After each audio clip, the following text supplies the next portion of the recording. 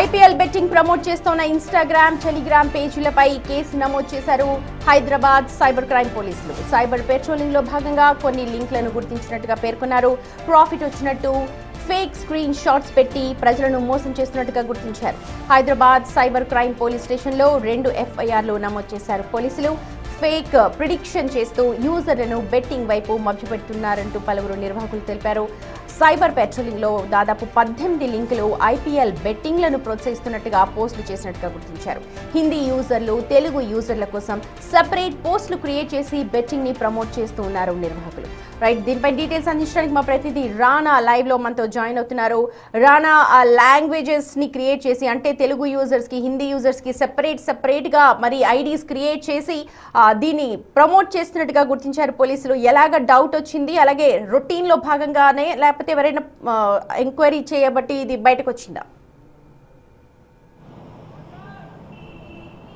అంటే రెగ్యులర్గానే cyber patrolling పోలీసులు చేస్తూనే ఉంటారు. ఎందుకంటే సైబర్ క్రైమ్ పోలీసులకు సంబంధించిన ఎక్కడైనా ఎటువంటి మిస్లీడింగ్ చేస్తున్నటువంటి సైట్స్ పైన కానీ వాళ్ళు ప్రత్యేకమైన కన్ను చేస్తూనే ఉంటారు. ఆ విధంగా ఈ సీసెస్లో పనిచేసినటువంటి ఒక కానిస్టేబుల్ ఆయన బ్రౌజ్ చేసే సమయంలో కొన్ని సస్పెక్టెడ్కి సంబంధించినటువంటి లింక్స్ కానీ సస్పెక్టెడ్కి సంబంధించినటువంటి కొన్ని ప్రొడక్షన్స్ కానీ ఆయనకి తారసపడ్డాయి. సో వాటంతా కూడా డీటెయిల్స్ లాగే కొందరికి ఐపీఎల్ని టార్గెట్ చేస్తూ, పైగా ఐపీఎల్ అంటే మనం ప్రత్యేకంగా చెప్పాల్సిన అవసరం లేదు, ఎవ్రీడే సాయంత్రం 7 గంటలకు స్టార్ట్ అయ్యే ఐపీఎల్.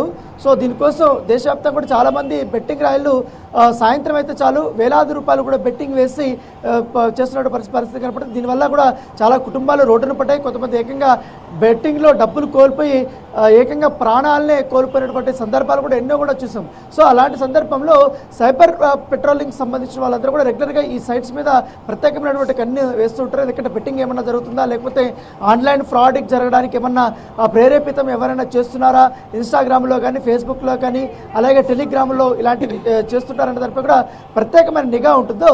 సో అట్లా కానిస్టేబుల్కి 2-3 లింకులు అట్లా తారసపడ్డాయి. ప్రధానంగా వీరు హిందీకి సంబంధించిన యూజర్స్, అంటే ఇవాళ ఈ టీము ఆడబోతుంది, వీళ్ళ మీద బెట్టింగ్ వేస్తే మీరు గెలవబోతున్నారు, this is my prediction percentage అంటూ కూడా కొన్ని ఫేక్ పర్సంటేజ్. అయితే ఈ పర్సంటేజ్లు చెప్పిన తర్వాత ఇవాళ మ్యాచ్ అయిపోతుంది.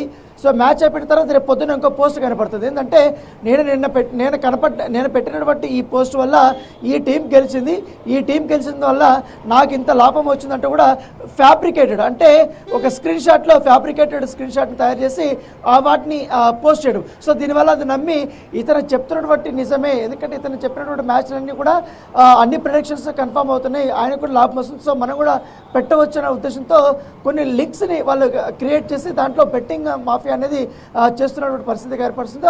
ఆ లింక్స్ అన్ని కూడా ఇప్పుడు పోలీసులు గుర్తించారు. ముఖ్యంగా ఇన్స్టాగ్రామ్ బేస్ చేసుకుని ఎక్కువగా యువతని వాళ్ళు టార్గెట్ చేసినట్టుగా సమాచారం అవుతుంది. సో వాటికి సంబంధించిన అన్ని లింక్స్ని కూడా ఇప్పుడు ట్రేస్ అవుట్ చేశారు. దీని వెనకాలన్నటువంటి ఎవరు, ఇప్పటి వరకు ఎంత నెట్వర్క్ అంతా ఉంది, ఎవరెవరు బెట్టింగ్ చేస్తున్నారు, ఎంతవరకు కూడా ఈ ట్రాన్సాక్షన్స్ జరుగుతున్న దానిపై కూడా పోలీసులు పూర్తి స్థాయిలో ఇన్వెస్టిగేషన్ అయితే చేస్తున్న పరిస్థితి ఏర్పడుతుంది. ఎందుకంటే ఈ సమ్మర్ వచ్చిందంటే చాలు, మార్చ్ 15 తర్వాత మే 15 లోపల, అంటే దాదాపు 45 రోజులు 50 రోజుల పాటు కూడా ఈ ఐపీఎల్ సంగ్రామం జరుగుతుంది. కాబట్టి వేలాది కోట్ల రూపాయలు కూడా ట్రాన్సాక్షన్స్ జరుగుతుంటాయి. ఈ బెట్టింగ్ మాఫియాలో పడిపోయి చాలా వరకు కూడా ఇబ్బందుల పరిస్థితులు ఉన్న నేపథ్యంలో సైబర్ క్రైమ్ అదే పనిగా దీని మీద ప్రత్యేకమైనటువంటి దృష్టి పెట్టింది. సో ఇటీవల కాలంలో సైబర్ ఫ్రాడ్స్ కూడా ఎక్కువ జరుగుతున్న నేపథ్యంలో దాని దగ్గరకే సాయంత్రం అయితే ట్రాన్సాక్షన్ సైజ్ ఎక్కువ జరుగుతున్నాయి. అంటే 8:30 to మార్నింగ్ 3 o'clock వరకు కూడా ఈ ఫోన్పేలు కానీ గూగుల్ పేలు కానీ లేకపోతే అనాథరైజ్డ్ సంబంధించిన ట్రాన్సాక్షన్స్ కానీ రెగ్యులర్గా జరుగుతుంటాయి. కాబట్టి వాటి మీద ప్రత్యేకమైనటువంటి నిఘా ఉంచారు. సో ఆ కోవలనే ఇప్పుడు ఈ సైబర్ పెట్రోలింగ్లో భాగంగా ఈ లింక్స్ అన్నీ కూడా వారు కనుక్కున్నటువంటి పరిస్థితి ఏర్పడుతుంది. సో చూడాలి, రేపటి నుంచి కూడా అరెస్టులు అయితే పర్వం కొనసాగే అవకాశం ఉంది. Sumathi. Right Rana, thank you.